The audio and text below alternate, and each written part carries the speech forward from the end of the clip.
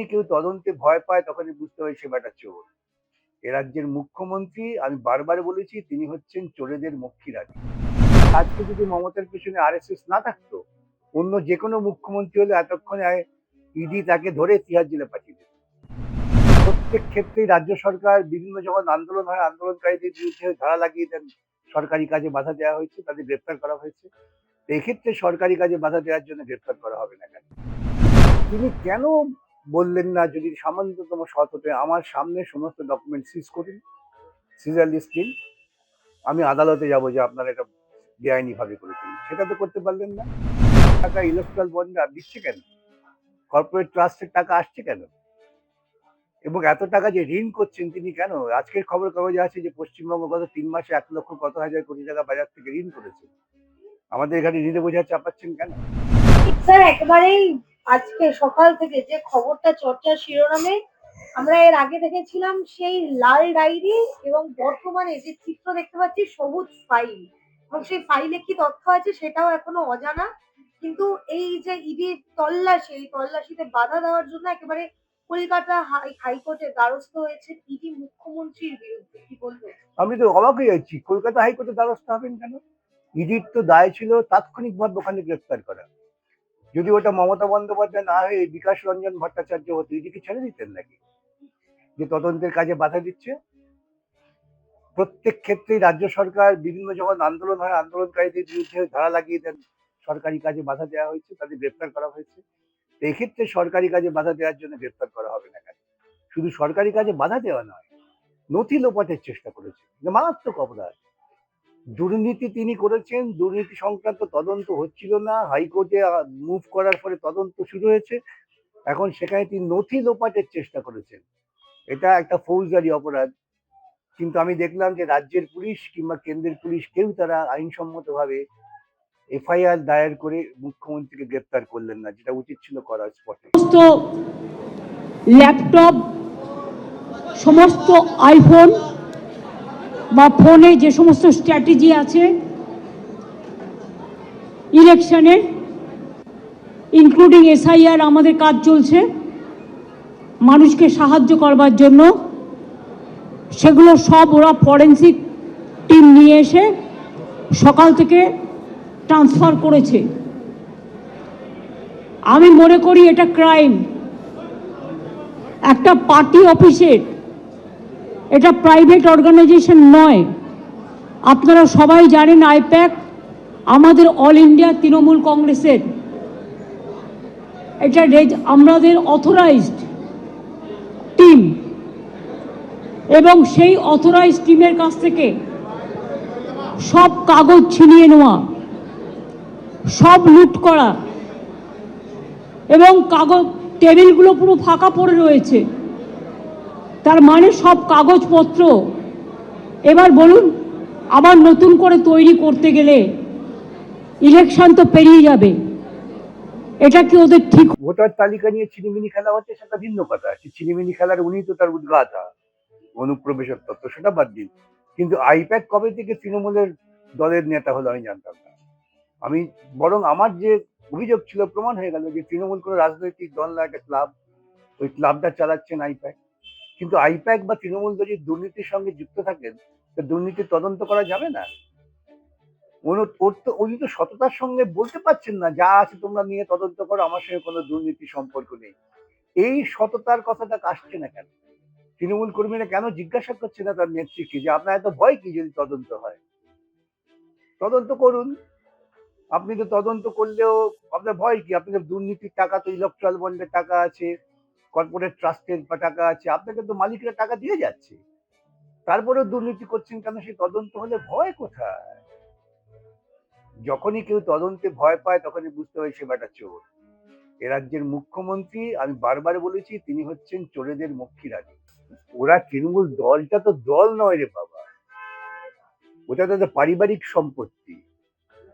পারিবারিক সম্পত্তি রক্ষা করার জন্য কিছু, যেমন জমিদাররা আগে বিভিন্ন লেঠেল রাখতেন, তৃণমূলের নাম করে লেঠেল বাহিনী পশ্চিমবাংলার বিভিন্ন জায়গায় আছে।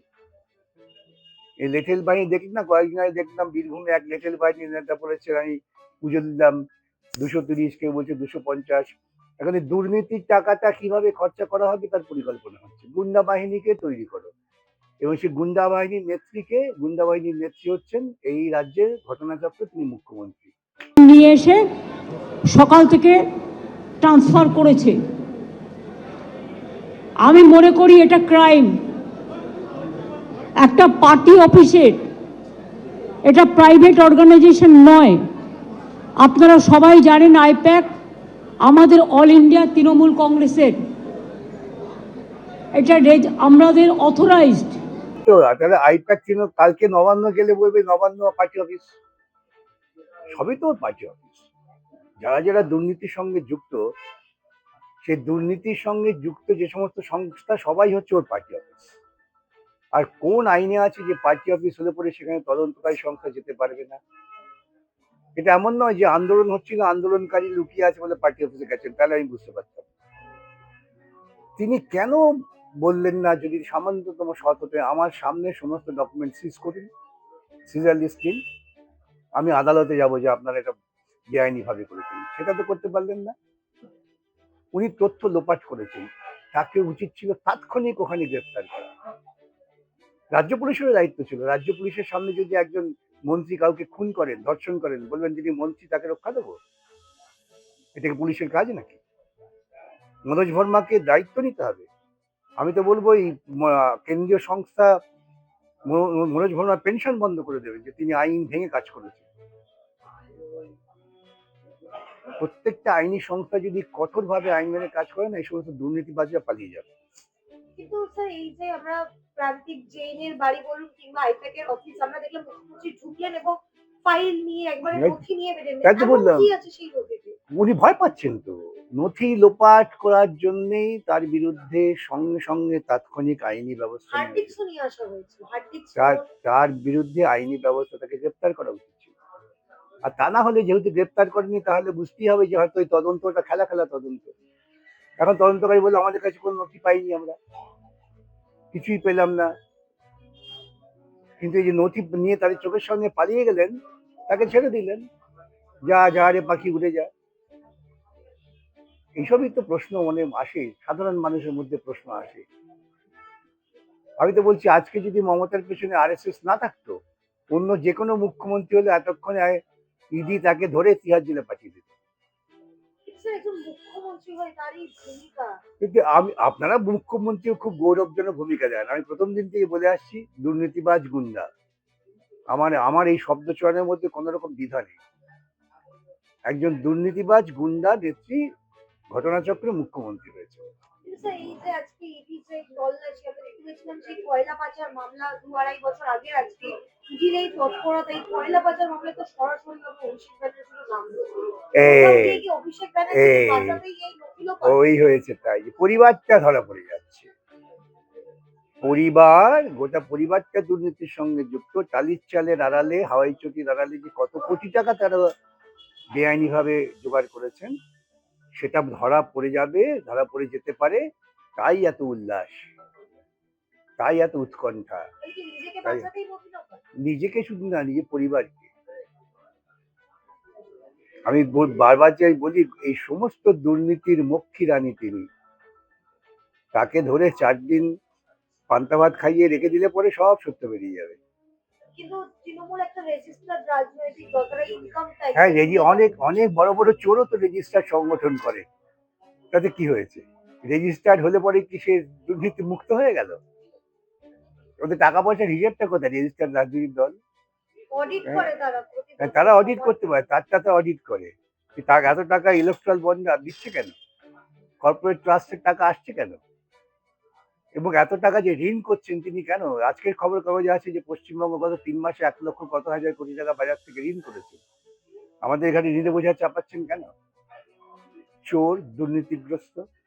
কিন্তু ভোটের স্ট্র্যাটেজি একেবারে ইডি এসে স্ক্যান করে নিয়ে গেছে। বাহ, আজকাল ভোটের স্ট্র্যাটেজি এমন এমন সিক্রেট ব্যাপার, যে ওয়ার স্ট্র্যাটেজি। মানে মাদুরো কিভাবে ট্রাম্পকে এড়াবে, বা ট্রাম্প কিভাবে মাদুরোকে গুপ্ত করে, গোপন স্ট্র্যাটেজি। উনি তো রাস্তাঘাটে র্যাম্প করে মাথা থেকে ও মাথা চিৎকার করতে করতে সবই বলেন, তার স্ট্র্যাটেজিটা কোথায়? কিন্তু এখানে যত কাগজপত্র ছিল চোর। নির্বাচনের জন্য এগুলো করতে গেলে দেখুন নির্বাচন এগুলো দেখুন এই সমস্ত কি বলবো শিশু সুলভ অর্বাচীন মন্তব্য এ নিয়ে আলোচনা করতে আমার আপত্তি আছে। কত সময় নষ্ট করবো এই সমস্ত দুর্নীতিবাজদের পেছনে? কিন্তু আইনি অফিসে কি ইডি হানা দিতে পারে মুখ্যমন্ত্রী প্রশ্ন করেছে। কেন, বাধা কোথায়? আজকে যদি মুখ্যমন্ত্রীর বাড়িতে কোনো আজকে যদি বিজেপি পার্টি অফিসে কি মুখ্যমন্ত্রী হানা দেয় দিন, বাধা কোথায়? মুখ্যমন্ত্রী যদি আইনসঙ্গত ভাবে বিজেপি পার্টি অফিসে দুর্নীতি করেছে, খুন করে লোক লুকিয়ে আছে, পুলিশ না পাঠান, সেটা বেআইনি হবে। অমিত শাহ দুষ্কর্মী সে তো ওর পিসি ভাই বোনের ব্যাপার, ভাই বোনের ঝগড়া আমি কিছু মন্তব্য করবো না। স্যার একেবারেই শেষ একটি প্রশ্ন আমরা দেখতে পেলাম মুখ্যমন্ত্রী সল্টলেক অফিস থেকে নিজে যারা দলের কর্মীরা রয়েছেন বুথ লেভেল কর্মীরা রয়েছেন তাদের তিনি বললেন যে আজকে বিকেল 4টের সময় যারা এটা আগেও বলেছিলেন, এটা উনি আগেও বলেছেন মিটিং করে যে আমার বিরুদ্ধে যদি সিবিআই রেড করে আপনারা আসবেন তো। কেন, উনি তো এই চোর সম্প্রদায়টাকে বিরুদ্ধে যেন তারা মিছিল করে এই চোর সম্প্রদায়টাকে তিনি তৈরি করেছেন, তো সেই সম্প্রদায় তো এখন নামবেই, এতে আশ্চর্য হওয়ার কিছু নেই।